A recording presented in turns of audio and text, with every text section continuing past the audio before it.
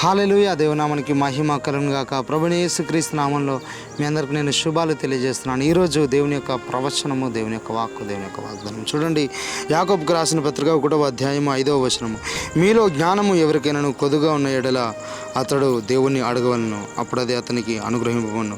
ఆయన ఎవరిని గద్దింపక అందరికీ ధారాళముగా దయచేయు వాడు. హల్లెలూయా. బైబిల్ స్పష్టంగా తెలియజేస్తుంది, నీ జ్ఞానం తక్కువ ఉంది, అయితే మీరు దేవుణ్ణి అడగండి. చూడండి, ఈ ప్రపంచంలో నువ్వు ఉన్నతమైన స్థితికి నువ్వు వెళ్ళాలని నువ్వు అనుకుంటే, లేదంటే నువ్వు ఉన్న స్థితిగతుల్లో నువ్వు ఉన్నతమైన స్థితికి వెళ్ళాలనుకుంటే నీకు జ్ఞానం అవసరము.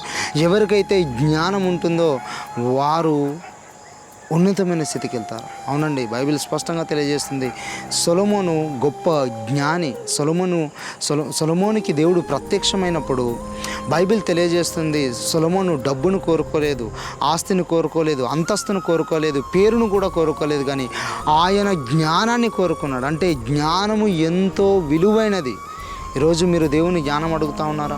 ప్రభా, నా జాబ్ విషయంలో నాకు సరైన జ్ఞానం లేదు ప్రభా, నువ్వు సరైన జ్ఞానం ఇవ్వు, నేను ఎలా హ్యాండిల్ చేయాలో నాకు హ్యాండిల్ చేసే జ్ఞానం నాకు ఇవ్వనప్పుడు దేవుడిని జ్ఞానాన్ని ఇస్తాడు.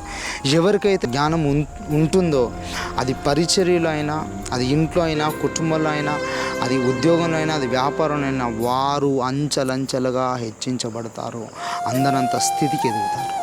అందుకనే నేను ఎప్పుడు చెప్తా ఉంటాను మా సంఘంలో కూడా ఏంటంటే, మీరు డబ్బును అడగవలసిన అవసరం లేదు. డబ్బును అడగకండి ఎప్పుడు దేవుని డబ్బును అడిగి, ప్రభా మాకు డబ్బు కావాలి, పేరు కావాలి, ప్రఖ్యాతలు కావాలని అడగకండి.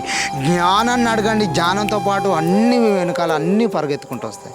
ఎందుకంటే జ్ఞానము సమస్త ఆశీర్వాదానికి, జ్ఞానము ఒక వేలాగా ఉంటుంది, ఒక త్రోవలాగా ఉంటుంది. నువ్వు జ్ఞానాన్ని కనుక దేవుణ్ణి అడిగినట్టయితే దేవుడిని జ్ఞానం ఇవ్వబోతున్నాడు, నేను ఉన్నతమైన స్థితికి తీసుకొని రాబోతున్నాడు. ఈరోజు గాడ్ బ్లెస్ యూ. దేవుడి మీద దీవించును గాక. ఈ యొక్క ప్రవచన వాక్కును ప్రభు మీ జీవితంలో స్థిరపరిచి నెరవేర్చును గాక. God bless you. Praise the Lord.